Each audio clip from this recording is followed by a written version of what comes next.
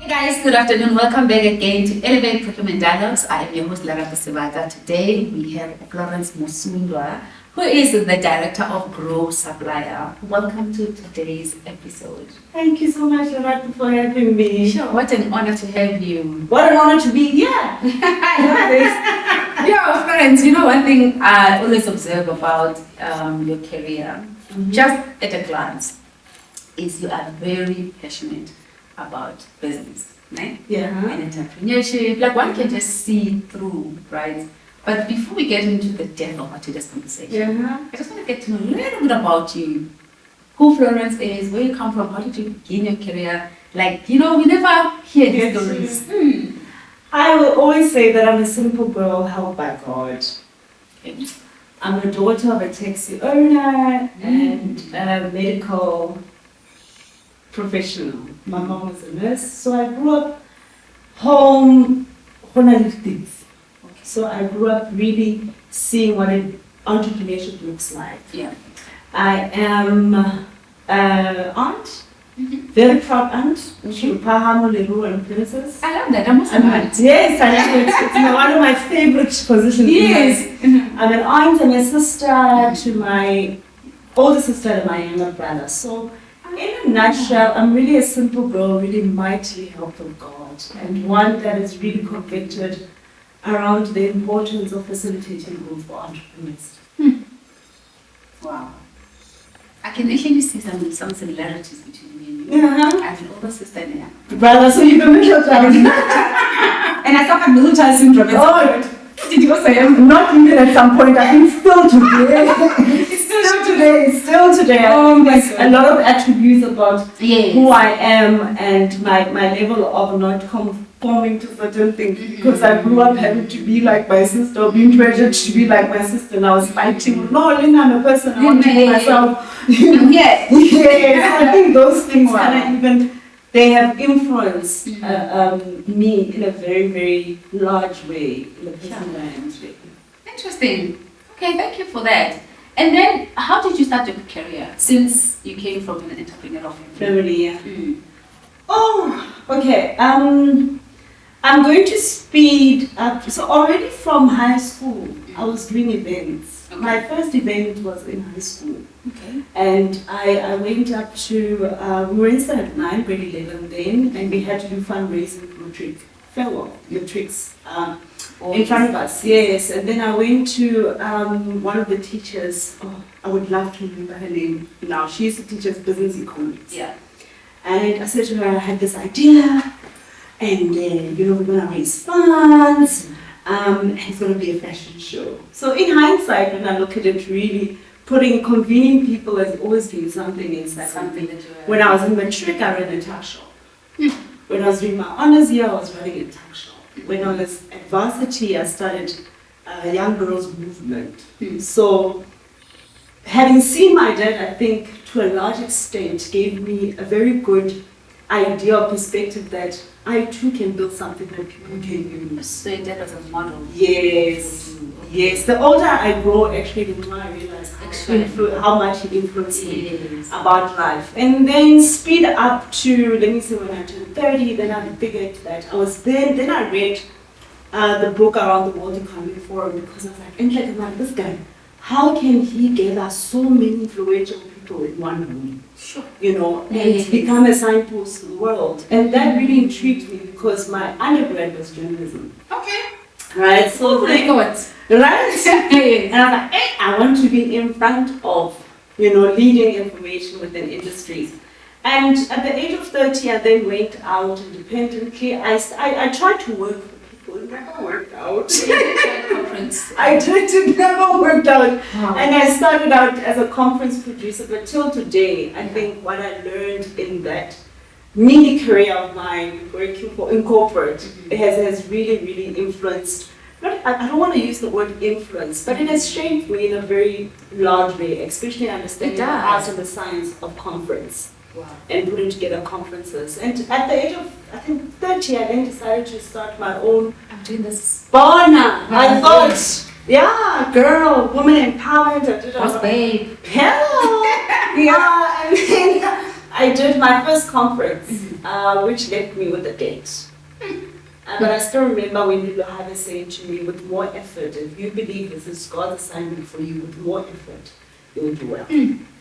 And after having done that, then I got to know, was introduced to smart procurement world, and that then brought me into this enterprise and client development space, and that's how it started for me. I think I can say the rest is history. Sure. But it really started from a very young age.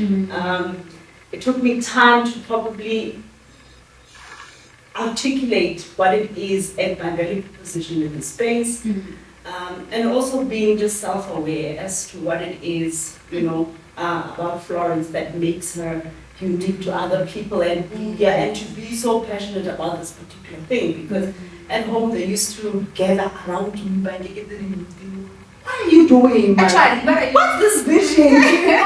Because I only go 9 to 5. No. And I guess, the self-discovery in the process has been pretty enlightening. And yes, it's guided me pretty much. Sure. You know what you have just explained now, I just gathered a couple of things that you've been very resilient, very sure of yourself. I don't know, but parts of it, like, I'm not doing this, but there at least I'm going, and something entrepreneurial in you just, and you just go for it, which is really something that us women sometimes shy away to take bold steps, I first saw you at the Pan-African supply chain awards. Yes. And I was like, this lady speaks so well. Your bio was great. I was like, and I went to follow you. I was like, I always see you, in different spaces, especially some of the conferences you led related to women in transport, etc. How has your involvement been in that space? In the transport space? Yes. So I did my first Women Economic Forum conference. Yeah. And then the second one was Women in Transport. Okay. And we partnered with the MEC then of Gauteng and Wits Business School. Again, because my dad was a taxi. This industry somehow. Okay. It's fine somehow. And then that led into then me understanding the Sunwood network, which is the South African Women in Transport. But I started really with a passion to try to say, how do we bring together private sector and an ordinary entrepreneur? Because oftentimes people focus on doing business with government, but not necessarily the private sector. Yes. And then that journey led me into meeting a particular lady. I would not mention names. Then we formed a very good relationship, and then we started a transport academy. And that particular transport academy was focused on women truck drivers. But it was all new to me. I was like 31 or 32 or something like that. Because she had been in the industry for a very, very, very long time. And then I think we thought that the visions were aligned, the values were aligned. I think I was also building my own, so I was very much nonchalant.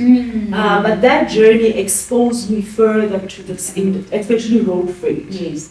And also having a relationship with Lerato that does women in transport, and having met various other women in the space. And long story short, the academy then grew, and it also got international funding to do more work for women truck drivers and women entrepreneurs. Were you doing more development work? It was development work. So the truck drivers was moving people from code 10 to code 14 so that they can be truck drivers for big companies. Then I got the opportunity to put together a program for women transport operators. Okay. And then that exposed me further, because now I get to sit and do mentorship to that space. Unfortunately, the relationship then didn't work with my ex-business partner, and then I exited the business. But upon exiting the business, friends of mine who are fleet owners, they set me down.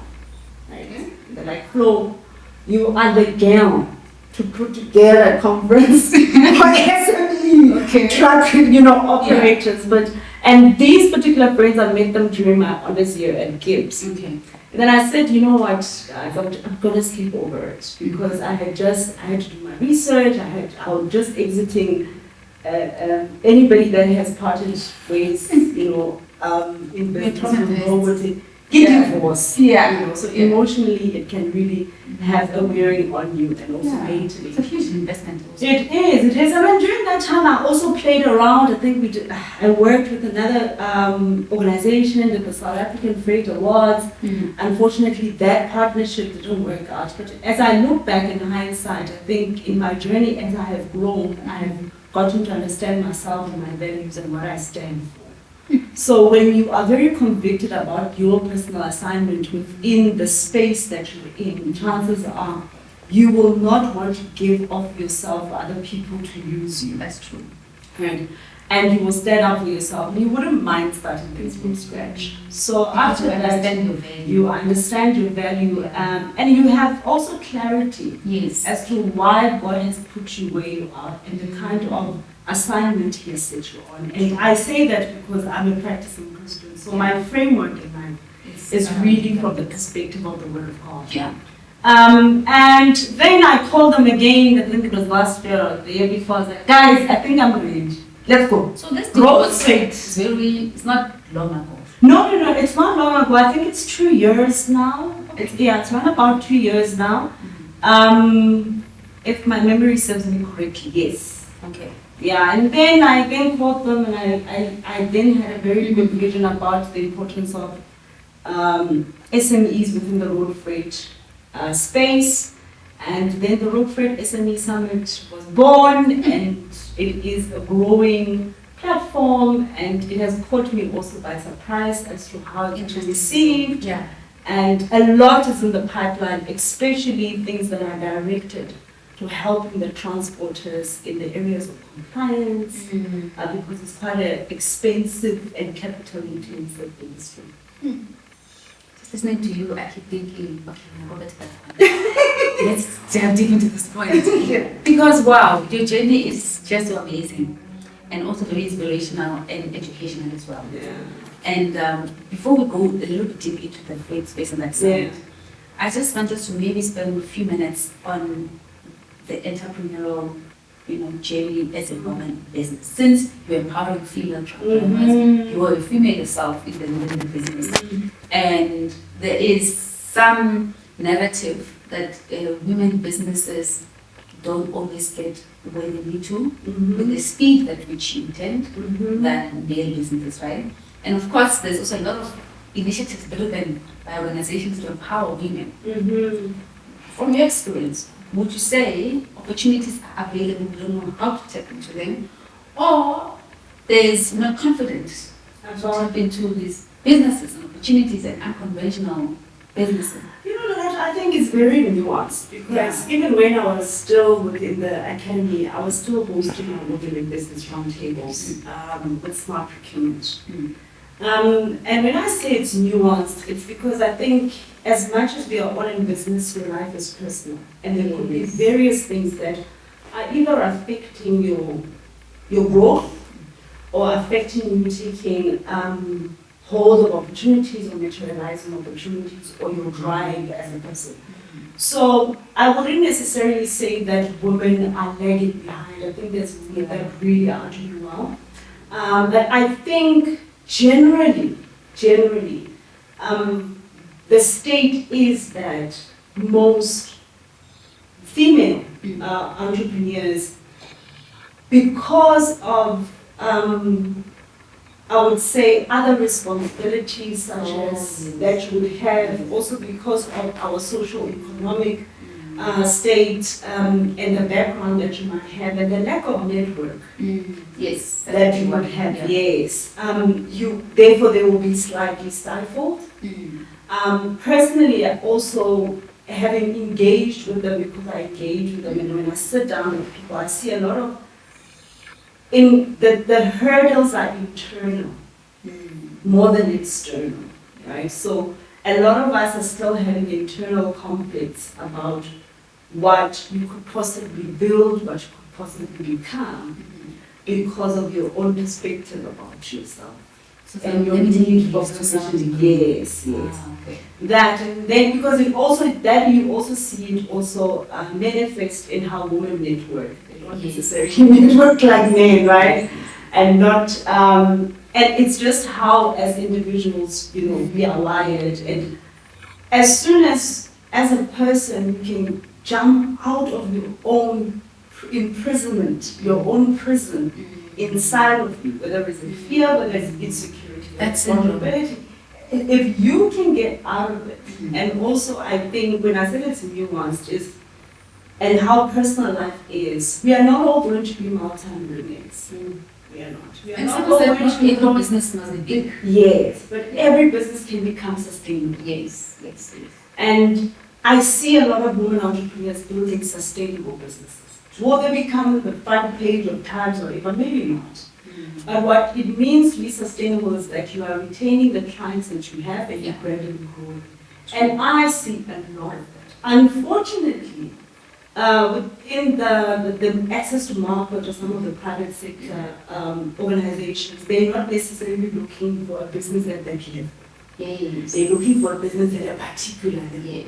So that in itself, it brings about a conflict as to whether these women can take advantage of something. Can they actually scale it and trust them? Yes, and yet they are gradually growing and they are sustainable where they are. And some of them have employed 2 to 3 people, 5 people, 10 people. But they might not be in a position or have the capacity to deliver like an organization that has employed 100 people with so much resources. So that is a bit of my perspective around, it's from internal, it's also the realization that indeed, and the truth that indeed that people are building sustainable businesses, gradually retaining 2 to 3 clients, and you would know because you work with entrepreneurs, it's very difficult to do this thing called scaling. And I want you to explain to me in your scale program, what is actually scaling up. Right? Scaling, yeah. But now, before we just move to that part, procurement and transformation, we have targets. Yes. Within the right? Yeah. Which now is called different thing, and those points and whatnot. A lot of times, the women target, it's never achieved, 100%, including the QSE. So sometimes E&E can be full points achieved because there are a lot of E&Es. But now the QSE spend to the scaling you're speaking about is also a challenge. Like, funny enough, right? There's a huge demand for women-owned businesses. But the corporates are not spending that with those who are spending money. Then also there's women who says, I want to be in business, I want an opportunity. Actually, what's happened? There's like... Yeah, there's so many tiers, right? I think there's the aspirant, you know, I've started something and I want to start something, you know, I've tried something. And then there's that one that's been in it for some time and wants now to grow, but they don't know how to. Yes. And then there's one that's managed big projects and they want to get, you know, even bigger. Yeah. So when we talk about procurement and why is it that sometimes you know, targets are not made, personally, in my observation, a lot of intention needs to be in place. I think if you as a procurement professional are intentional about it, you will find them. You'll find that. Sometimes people don't know where to find them. Yeah. I think a lot of people say they do not know, right, where to find them. Yes. But then it speaks to your strategy. Yeah. I think in anything in life, even as an entrepreneur, if you want to grow your business, it's going to be residing in the strategy that you're going to apply. So as a corporate and you are looking to procure from women and reach a particular target, I think there needs to be a strategy in place as to how you're going to convene those women in that industry, whom are you going to partner with to try and get that pipeline first. Then secondly, how are you going to connect with those women? True. Right? So because you need to connect with them, you need to have sometimes I think we certainly like, no, for some reason, you know, if she's here, then she's got everything figured out. But you need to connect with the person, then you're going to start seeing their gaps. I actually like and appreciate that challenge. Yeah. Because now that you're saying and unpacking in the strategy, I'm going to speak on behalf of most professionals. You just do general sourcing. There's a set-aside tender, a set-aside project, they have a consultant. They also, hey, Lerato, we're doing this project, who do you know in this industry? Go Google and that's it. And there's no strategy to that. To that, yes. And intention, right? And yes, I want to speak for the professionals as well, because they too could have great intentions, but they face a lot of challenges internally, which some of them are not in a position even to talk about. You just see it in their eyes. Yeah, there's a lot going on. There's a lot going on. But back to, I think, when the intention is right, then you apply a particular strategy, and you'll give the strategy time as well. Because it's not an overnight thing. And what I've experienced or what I've observed is that people just wake up overnight and now this thing must happen. And it's like, where are these women? But if you're really intentional about it, you would have put together something to go find them. And also given it time for you to engage with them, for them to know how to do business with you. Because it's very important for any business to know how to do business with whatever client the client is, what the private organization is. Because if I don't know your core business as, let's say I don't know the core business of Sun International, then actually it's a casino.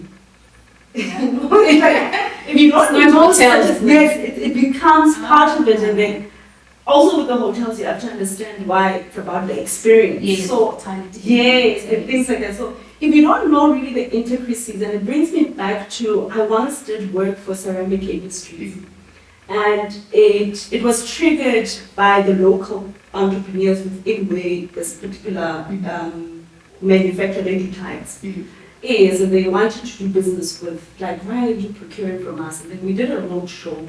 But what we then did, I said to them, let's talk about what it takes to do it. Okay. Right.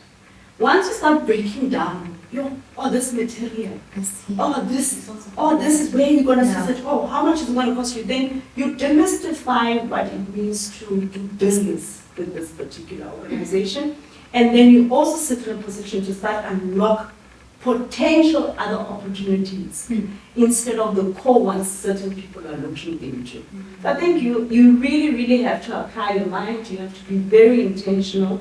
From the professional space, I think you need to be very brave sometimes. You have to. Yeah, you have to be very brave. And also, as an entrepreneur, I think you must be patient, because no one wants to put. It's a risk sometimes, picking somebody that you have selected, somebody that you have never worked with before. It's a risk of big corporate. Because the due diligence you always conduct, sometimes it's very paper-based, too formalized, and in that we are then to scale, to say, hey, if you don't have this, you don't have that, you're not sure, it's not in place, maybe not. And the other honest truth is that nobody really is in business to develop people. They're in business to make money. That's true. And okay, how many money would help me? So when you understand that, I think you approach it also very differently, because you're going to want to say, you know what, I want to help them also maintain their profit margin. I want them to deliver at a particular level, and how can I add even more value in making sure my contribution is excellent.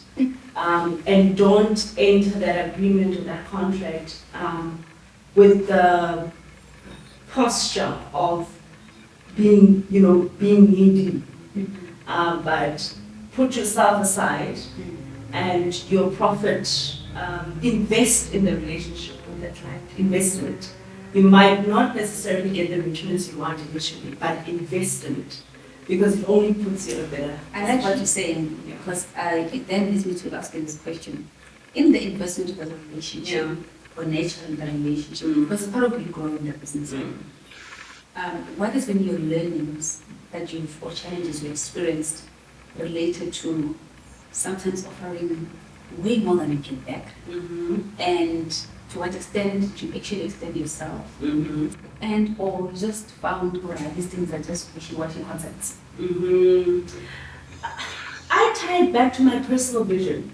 So when I enter, yes, I've made mistakes, right? I've gotten into agreements where in hindsight, I'm like, yo, those people are not paying me, you know. But I think it's because I so believed in myself that I'm going to use this, I'm going to leverage over this relationship.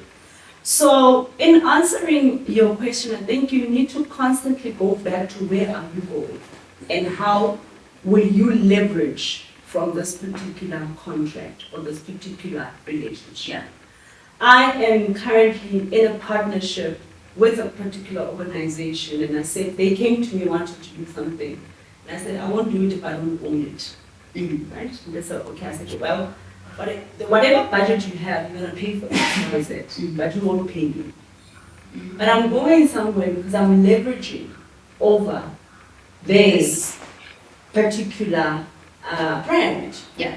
And then growing what it is that I want. Right? And if tomorrow they wake up and they say, you know what, we've reached our targets, Florence, we know what it is. Yeah. The brand still stands, the conference still stands, with all that. But it's having that long term, that yes. And I also think you can never grow without making mistakes and failing. Yeah. You know, you often, as much as, you know, we can step out and say, hey, you believe in yourself, you're confident. There are going to be contracts where you underprice yourself. Because you're like, yeah, I just want to get inside here. Some people are saying, I will pay so much, like, how? You got paid? But yes, I didn't get paid, you know. Yeah. And I think they are necessary for your growth. And I will go back again to the statement I made that it's very personal. There's necessary mistakes you need to make for your own personal growth. You know, and for you to measure yourself according to your personal growth. Because sometimes you might walk out and go, Lerato, hey, I made it this much, I'm gonna also make it this much, you know, or price myself this much, and then you lose it. Because you're comparing yourself to somebody else, and you're not taking in the lessons that you ought to take, and saying, why did I go wrong? Why did I even price myself so low? Why am I having a low self-esteem? You know, what is it? Where do I fix in my business, within myself, to become better? So, while we're on this topic, before you move on from it, you spoke about the business for the relationship. Yeah. At some point it terminated. Yes. And sometimes I think as entrepreneurs, you don't foresee that happening. Like entering a marriage, you don't think you'll divorce, right? What was that experience like for you? And if you want to share some of the, say, contributing factors to something, when they don't want the room when they let go. Yeah. Or for you, just as an experience. I think everything, when some things fall apart, we all have contributed. Yes. So you need to take ownership. So I needed to take ownership. Yeah. I personally, when I look back, I was very nonchalant. Okay. I was very naive. I was also very trusting. Too trusting. Too trusting. That's also my problem. Yes, I was very too trusting. And another thing is I was not aware that before a person comes to you, they've already seen your potential before you see your potential. So by the time I come to you and say, Lerato, let's do X, Y, Z. It's because you've seen. I have seen. I know, right? And sometimes Lerato knows that she's able to do certain things and that you can shoot up, you know, you can really, really contribute value. But you're not aware. At that moment. You know. So that is the first thing that I would like to say is that when things fall apart as a business partners, you also contribute. Even a contract, when things go wrong, you've contributed to it. So the very hard thing about it, I think it's the level of betrayal, because it's different. Right? For me, it was the level of betrayal. I felt very betrayed. But I also needed to take ownership that if I had control measures in place, you know, it did not have to get to this point. Another lesson was people know what they're doing, which is that the people thing. Right? Can I also contribute to that? Yeah. Since you mentioned you're a Christian and you basically live in life with the principles of God, I find that I'm also a Christian. Yeah. Sometimes we apply that in business and take everything as if we are grace people. You better be witty. And then you get surprised that not everyone else operates under that umbrella. Like how Florence, how could you not say, you know? Because I would organically think that's what you should be doing as a human, because, you know, and that then sometimes puts us into these spaces where you're like, hey, guys. And you're expecting people not to backstab, but actually it is there because you must realize that's why due diligence is important. That's why reviews is important, self-control is important. Very much so. And also part of it is character. Yes, character. Because when you start going through it, you want revenge. You are speaking karma, it's going to happen to them, like all these very bitter things. And then you learn to let go and forgive. So that was part of it. But one of the biggest lessons was they didn't take anything from me. Oftentimes, or dad didn't take anything from me. Oftentimes, I think people said, and then you cry, or oh, they're going to make so much more money, I'm not whatever. The ideas you brought to the place, to the table, the value you brought, you still have it. And my perspective is, or the way in which I view things is put me anywhere, put me in the desert, I'll do that now. So you have to come back to that. And I needed to come back to that to say, well, no one can really dim your light. I'm still the same Florence that contributed to X, Y, Z. Yes, things did not necessarily turn out in a manner that I wanted it to be. But I cannot now build a wall for myself and cry over this. I have to take ownership. And to a large extent, you also fight for what is yours. I think it's very important. You must just not bow out. You must fight for what is yours. Rightfully, what is yours. Legally, what is yours. I think for most people, okay, for me, that the painful thing was the betrayal. And you only get betrayed by people you love and trust. You won't get betrayed. And once trust relationship is broken. Yes. There's no loyalty, there's no trust. And it was a very good course, maybe that course, because masters in business. I learned so much. Again, I will say how you view yourself. Because other people never come back. I still remember my lawyer then saying to me, people don't bounce back from such things. I'm like, they don't bounce back,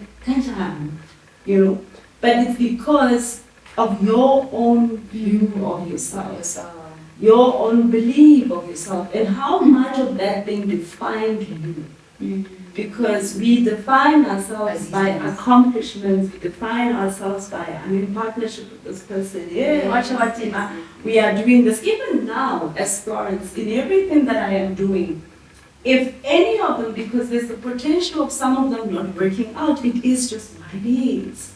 But if I define myself with its success, and it does not take off the way in which I envisioned it to, I will be putting myself in a very bad position. So your self-worth should come way before any of these other things. And that's how I think you can bounce back. Because you've got you've got a healthy perspective of who you are, and even as a person, you already know that I'm a person of great value. I'm a person of great worth, with or without. And most entrepreneurs, I think, that have even lost everything will come back to say, I realize that with or without, I can still build again. That's true.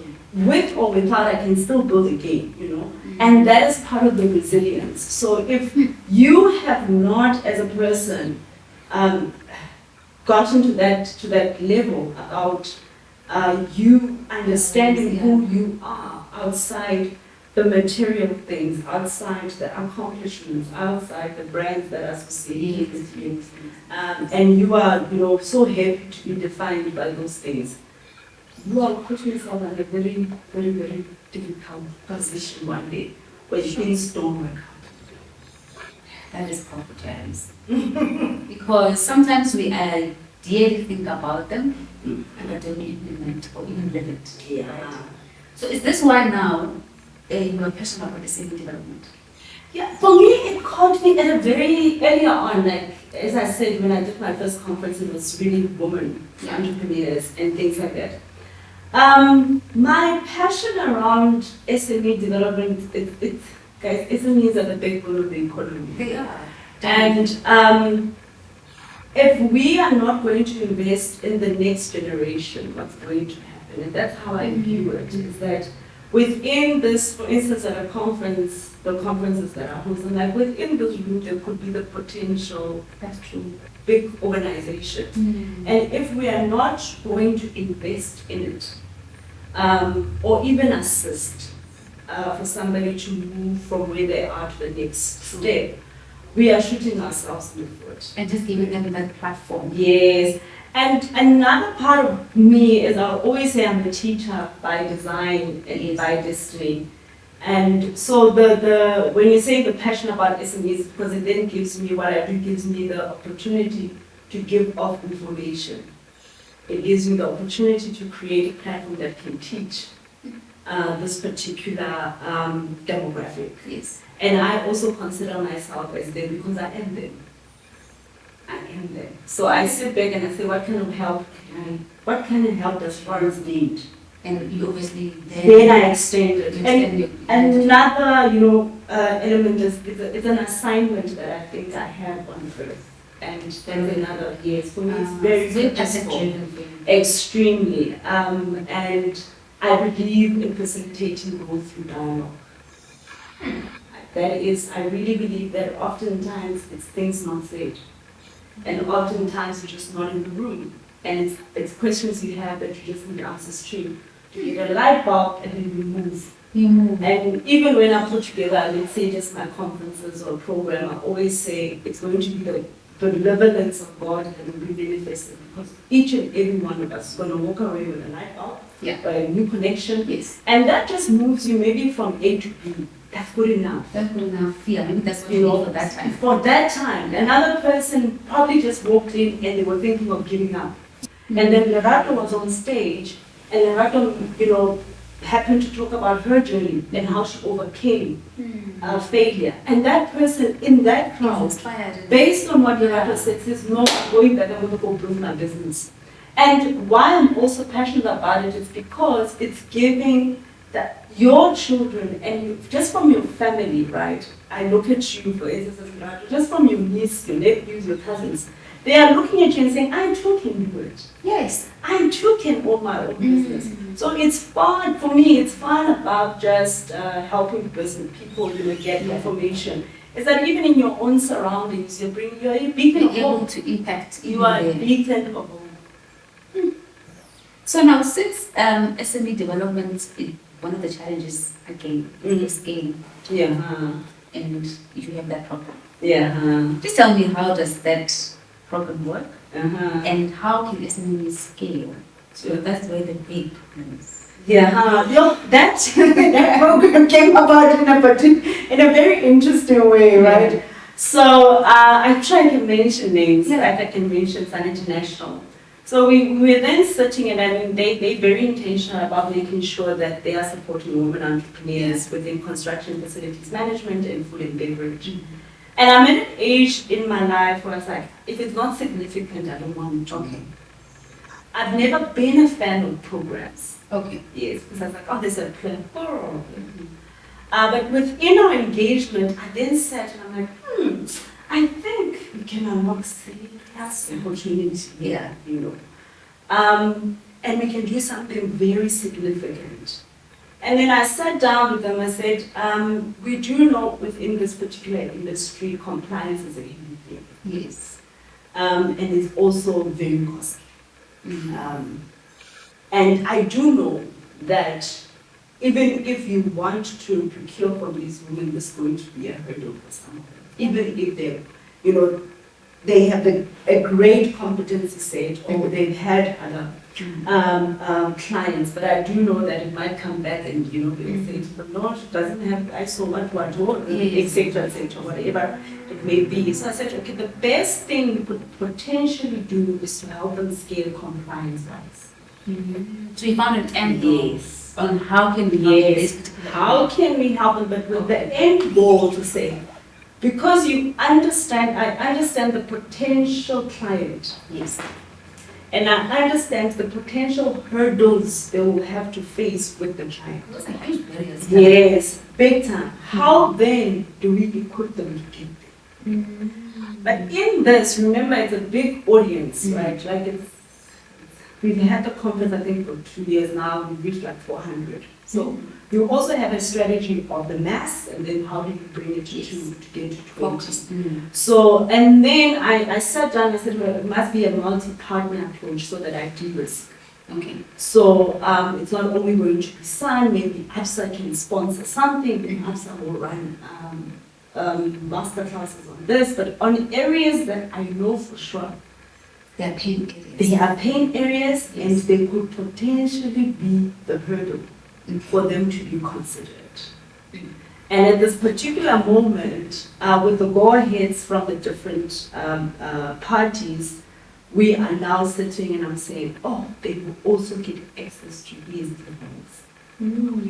So for me, it was really about... That's another big one. And other people are, there's a lot of corporates doing guest loans, but not everybody knows about them or even knows what it is that they're looking into for you to comply. So I looked at it from that perspective, and I sat down with Florence and I said, I think I could do something significant because their win is going to be my win. Yes. And that's how the program is then was then formulated. Now we are just finalizing recruitment, and then I paced ourselves to say, okay, this year we'll just recruit. Yeah. And then we'll do, one of the partners wants to do training workshops with the top 40, top 20, and then we get into a personalized gap analysis, and the focus will be compliance. So now, let me challenge a little bit about, your journey. Yeah. In respect to now implementing this. Yeah. Since you started your entrepreneurship journey till today, what would you say for yourself was an element of scaling, and how did you become? Like you kept it going and getting the opportunity, like in a practical way. Because often will say, these people don't tell us how they do it. They just teach. So, that's a very good question, right? I know it's a very overset thing, I've never given up. Okay. Yes. I've never given up on what I believe can potentially happen and what I can potentially build. Right? And I've been patient with my own journey. And I've been honest with my own self. That then has given me the opportunity to build in a particular pace, resiliently. Okay, right. So I have never really had, I've never really had mentor or people that sponsor you. I've got great allies. So to where I am now, I think it's also been part of the lessons, the failures I've had has really, really, really, really helped me in refining myself and refining my value proposition so that I build something sustainable. So you have a spirit of just keep going. You have to just keep going. Just keep going. Yes, and because I think also there's this saying that says that preparation, a teacher needs a prepared, but when the student is ready, the teacher appears. Yes. Right? Yes. So sometimes you can sit and you want this big opportunity, whatever, but you're actually not ready for it. Because now you understand. Yes, and you might even not have the right internal structure to manage that money that you are looking for, or to even manage to lead a group of people. But that is my own perspective in life. Other people don't mind just getting in and say, let's just go for the big monies and whatever. But I've seen things come up and things fall in people's lives. So in my growing in this particular way, it's been really refining that vision, really saying, I'm not where I am, keep on knocking on the doors. And over time, I've fortunately now have a reputation of somebody that Yes. So you managed to build a brand. A brand that is, and also I've been patient to, people really wanted to prove yourself to them. They really want to see this impact that you're talking about. So I needed to learn to how do I then going to articulate and communicate the value proposition and the impact. And that has just been what it is. I've never stopped. I don't think I'm going to stop because It's for just me it's in you. deeper. Yes, for me it's deeper than just. So some of these growing businesses, if they ask, and most common if they ask question is that, we need funding, we get funding. What is it I'm supposed to be doing? Right? I'm trying to get a private sector client. I can't, and then get those barriers and just blockages. Someone like that, what would you say to them? I think take time to know the people you're trying to get funding from and what they actually fund. Yeah. I think sometimes we listen to, you listen to news, you see an advert, you read something, funding SMEs, and then you go there without knowing who these people are. And what do they fund and what do they and yes, and what process do they follow, and why do they follow that process? So the more I think you put yourself in a position to understand the other party, it's the same as dating. Yes. You don't just invest in understanding. Yes, like a courtship. The more you put yourself in a position to get as much information about the other party, the better for yourself. Because then, for instance, I raise sponsorship. Right? I don't just ask anybody for sponsorship. I go to people that I know that what I have speaks to their strategy. My mentor said this to me one day, that if you have a good business plan, you will definitely have finance. Yeah. There is no one who's willing to lose a good deal on the table. Yes. As long as they're still struggling, something about it is still wishy-washy. About it. And I think sometimes some business plans don't speak to some other funders, right? Yes. Yeah. But what he's saying is that somewhere, somehow, somebody must agree. Yes. To what you have. Yeah. But how many people, realistically speaking, Lerato, have access to an accountant and somebody that has done a lot, right? How many, a lot of people outsource even their business plan writing or business strategy or forecasting to a consultant. Yes. Yes. And it's because majority of us don't necessarily have that particular network. I started traveling and doing stuff, just going around for women and development stuff because I didn't know anybody that, I just had a prompting to do it. And I was very inquisitive about how do people do business outside South Africa? How do you move from this room to what? Yes, Yeah. And generally not all of us have, that kind of network or, exposure, because exposure plays a very big role. So if, for instance, back to your question on funding, if you know somebody that has received funding from a particular institution, if you sit down with that person and their journey, it will then expose you, right, to what is required. But generally, people don't necessarily have that exposure. Yeah. Recently when I did my conference, a particular lady was looking for assistance from a particular bank. And because of that, because of her lack of exposure, but fortunately at the event she was then assisted. Because she didn't know actually which door to go knock at the particular place that she was looking for funding. What's the topic name? Like, then we need to talk about one element at a time and touch another one, and So let's quickly move to your exposure with G20. And all the other women conference summit and your involvement there. Yes. It was curiosity. People are what's happening? The scenes, And also, I'm very convicted on. I always say it's about global purpose, global impact, and I saw myself being part of global conversations around women development because I started this woman thing from varsity. So it's been in me.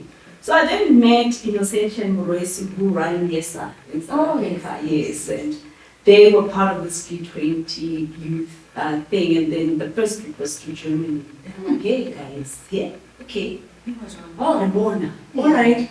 And then I started unpacking the G20, and then I found women, the W20, and also now the G20 Empower Alliance, which is focused onto the private sector and the best practices of developing women in the private sector.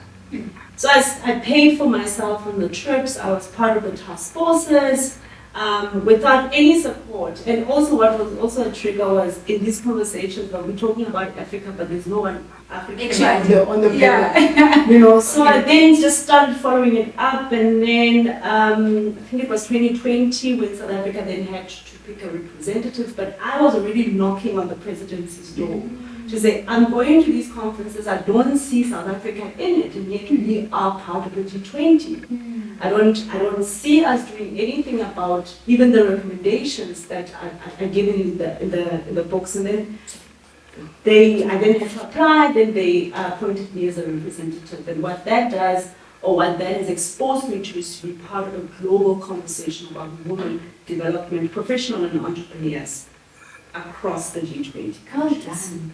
And you know what, I'm sure people don't say this about not every time you just be sitting, someone recognizes you, Jay. Yeah. They don't understand you actually had to do that. Everything. And someone to pay for yourself, they're knocking on the doors, hey, President, hey, this office. Everything has started from scratch with me. Everything. Wow. Everything. I never had, and I say this because I want to, I'm sharing it so that people know that if not you feel alone, alone, it's fine, you don't feel alone, but the one that you believe in, that he has called you for the path that you have, will place people to assist you and he will give you the grace for it. So even in the journey of the G20 or the journey of everything that I'm doing, it's not that I've had a person answer for, I'm this good, yes, there's people over time that have called me, but it's not like that. Sure. Part of the show is for us to celebrate each other within the industry. And you are obviously connected to this industry, the work that you do with entrepreneurs and SMEs, and I saw that you also got some Women Excellence Awards. Oh yes, that was when 2018. Yeah, I was doing the Women in Business Roundtables. Yeah. And I think I never mentioned that I want to thank Smart Procurement World for exposing me to this space, because I started Smart Supply. Wow. That's how, the Smart Supply, is probably, I conceptualized it. Wow. But it then introduced me to this enterprise supply development procurement. So when people look at me, what's about procurement? It started somewhere. It started somewhere, yes. I wanted to mention that. So, yes, because when I did the roundtables on that platform, then I used to have women entrepreneurs in procurement. And that's how Sebata and myself got to be friends, because she's been, she's a supply chain person, and her and Uncle told me a lot in that regard. But the award was really somebody somewhere saw what I was doing, nominated me, and then I just got an email. Wow. But I still remember what Uncle Mampane said to me. He said, "OC, if you know it, it's OC about men, keep doing what you're doing, somebody's watching." And there we are. So I then got to the Women Economic Forum, and voila, That's why these things, they sound like that. I want to read. No, they're not. I don't know. I think there's a lot of women that are doing fantastic work. True. I think there is, even because I do conferences for entrepreneurs, I'm always at home. Or transport, I'm concentrating. Like, wow, do people know that you can do this, Yeah. And it's just that they're not in the public eye. It's just not, but there's a lot of people doing fantastic work in our country. And SMEs that are the backbone of this. Sure. Well, that's congratulating. Thank you. For the work that you have put in. And the fact that you can speak on entrepreneurship because you are one. Yep. You've seen it. Been through the pain, the challenges. We're still waiting for the million Yes. Yeah. And you've been, obviously I know a global voice, recognition. It just speaks volume to say there are opportunities out there. There's still a lot more to still mine, and you modeled that and you are still doing it, So, what is the one thing that you feel like it's very important for SMEs to just know as they're growing their business? That's a difficult question. Not 10, just one. That's a very, very difficult question. And I'll wrap it up in the typical Florence way, and I'll say, the one that you believe has set you on this course and given you the vision will give you the grace to complete the vision. That's all I want you to know. The one that you believe, if you believe God has set you out to build your business, to provide the solution, if you believe God gave you that idea, in Himself is able to make you great. Sure. I don't think there's anything I can say after that. Should I? Should I give you that game that we all played this? Have you seen that game? No. At the end, yes. Oh, I don't think maybe we should. Just quick. Okay. You answer these 3 questions in 30 seconds. Oh, yes, I've seen you do it. Right? In 30 seconds. Since you were a conference manager / product, what has been the one thing that you feel stood out in all the conferences that you've done?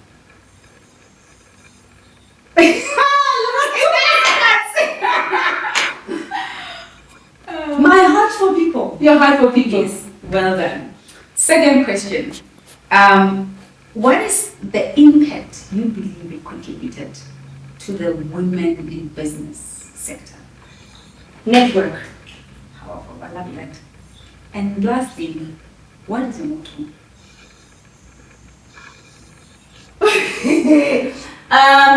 I wouldn't say my motto, but I'll say my favorite quote is a mind that is prepared for uncertainty is the best preparation.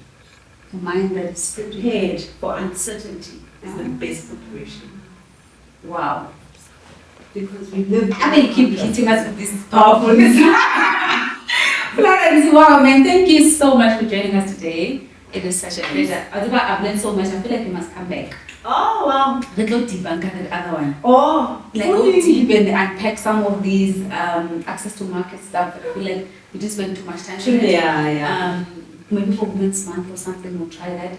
But thank you so much for today. Thank you, and congratulations to you and to your team. Well done, Lerato. You are carving a voice for yourself. You must be proud of yourself because you are put yourself out to be criticized publicly as well about your content and things like that. But you are also like the women entrepreneurs that we're talking about, building sustainably.